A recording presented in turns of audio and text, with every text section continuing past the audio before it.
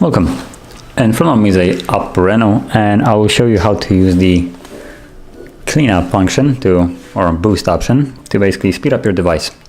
So once you click on it, it will actually take you to the setting, and from here it will keep on like scanning your device, and as you can see, cleanup recommended, safe to clean, and you have a little basically whatever it is safe to clean, so some junk files.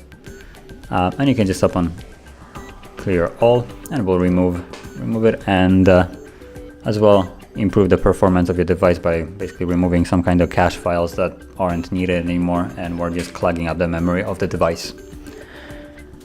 And once more, to access it, you would just pull down the notification like I just did, and as this icon with a trash can and boost under it.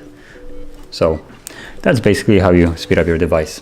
And if you found this video helpful, don't forget to like, subscribe, and thanks for watching.